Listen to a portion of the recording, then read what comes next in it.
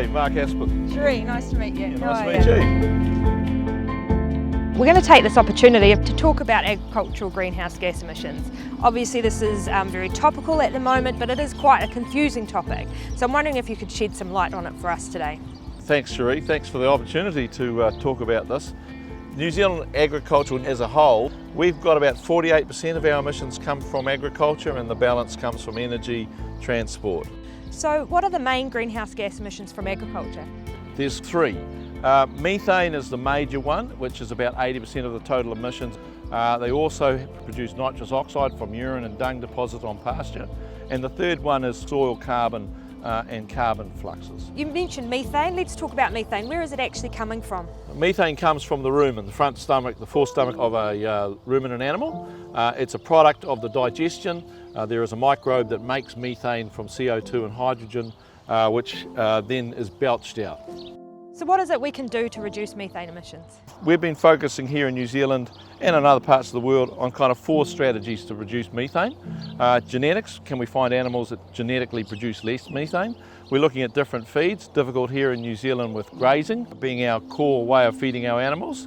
We're also looking at the development of small molecules that can be inhibitory or feed additives, and also we're looking to develop a vaccine where the host, the animal itself, can actually produce antibodies to stop methane forming. So you also mentioned nitrous oxide. Where's nitrous oxide coming from?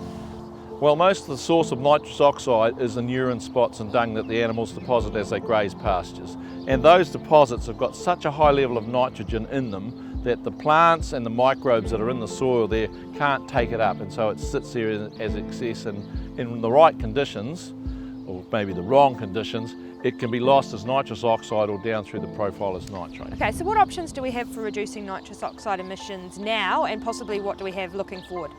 So we've covered off what we could do in the feeds, but there's also things like nitrification inhibitors, which changes the way that nitrogen's handled in the soil. There are some of those that can be added to the soil, and they're under development. There is also some interest going into low-end feeds which can be brought in and maybe mixed in with the pastures as well.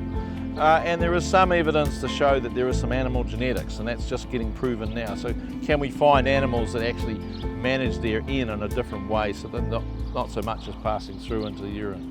So let's talk about soil carbon and the exchanges of carbon with soil. The only way that carbon gets into the soils is via the plant, photosynthesis. The plants pull down CO2, put it into their roots, and that's how it gets into the soil.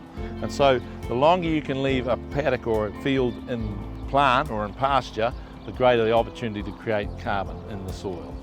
So how are we losing carbon? So if you're in the business of turning pastures over and renewing pastures or going into crops and you leave them long time fallow, then you really open up the opportunity for all the microbes that live in the soil to actually respire and use all that carbon and put it back up into the atmosphere. So short gaps between crops, making sure we've got as much photosynthesis, many plants growing on there as quickly as possible, is the way to keep the soil carbon levels at balance. Can we get that carbon back after it's been lost? Well, you're going to lose some when you turn it over, but yes, if you've got it back into pasture or back into a plant and you're just keeping it there and you're keeping that maximised as much as you can, then yes, you will over time slowly and surely build up your carbon. But it's very difficult to measure, and if you have a drought or you have erosion and things like that where again it's opened up again, you can lose it very fast.